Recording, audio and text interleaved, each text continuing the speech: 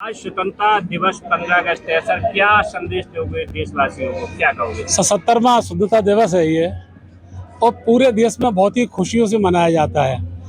देशभक्त के लिए त्यौहार किसी होली, दिवाली और श्रावणी से कम नहीं होता है। हम इस त्यौहार को ये मानते हैं, उन सब त्यौहारों से ये बड़ा त्यौहार है, क्योंकि आज़ादी की लड़ाई की किस्से इसमें पढ़े लिखे हैं। वो जानता है कि आज़ादी की लड़ाई में कितनी जानें गई, कितनी कुर्बानियाँ हुई, तब ये आज़ादी मिली है। इस आज़ादी का महत्व इस बात से होता है कि आज हमारे देश में हर जाति, धर्म, हर बिरादरी का महत्व है। कोई आदमी किसी बड़े पद पर जा सकता है। संविधान हमारा इतना शानदार है, तो इसलिए हम आज सब लोग बहुत खुश हैं। और जहाँ तक सवाल, मैं हमेशा प्रशंसा करता हूँ सुनील भाई की, कि आप समझिए 21-23 साल हो गए हैं, जो छोटी सी उम्र में शुरुआत की थी इन्होंने, इतनी बड़ी यात्रा निकलना, इतने युवाओं को जोड़ना एक बहुत बड़ी बात है।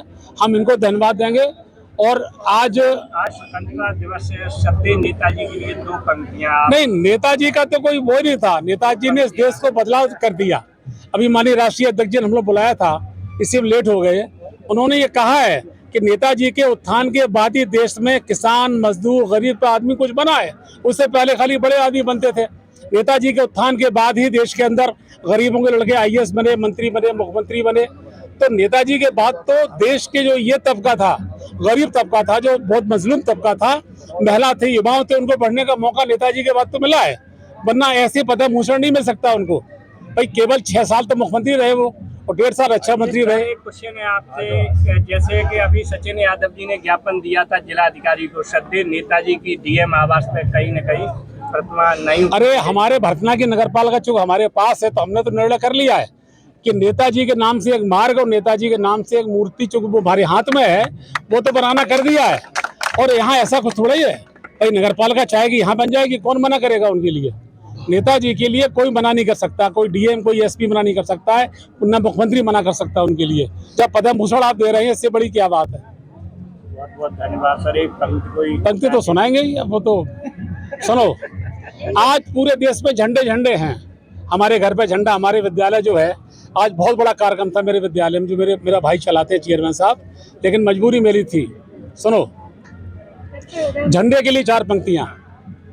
उस हिमालय से भी ऊंचा जिसका अपना मान है, उस हिमालय से भी ऊंचा जिसका अपना मान है, इस जमीन से आसमां तक एक मुकम्मल शान है।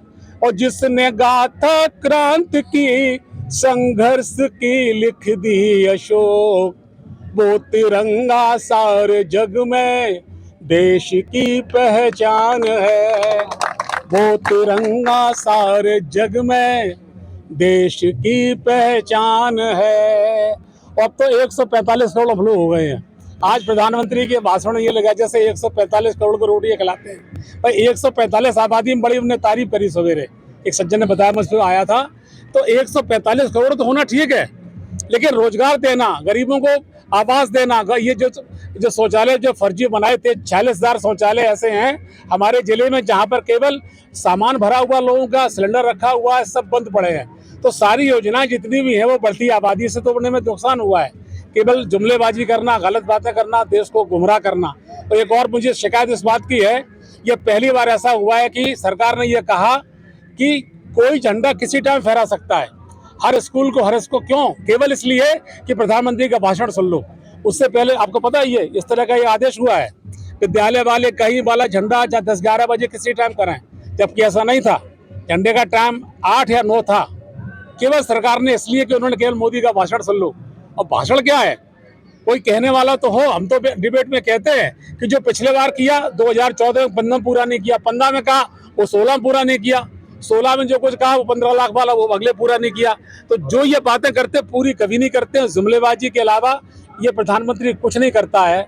इस बात का भी हमें कष्ट है। आज देश की 145 करोड़ जनता इस बात से दुखी है कि देश में भविष्य में युवाओं के लिए, महिलाओं के लिए, गरीबी के लिए कोई योजना इनके पास नहीं है। हम खुश, एक बात की खुशी जाहिर करेंगे, जिला पंचायत अध्यक्ष जी जो हमसे छोटे हैं, लेकिन हम उनको नेता मानते हैं।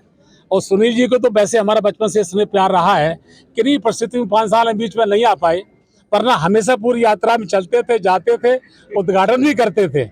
चलिए 4 पंक्तियां और बढ़िया पढ़ते हैं।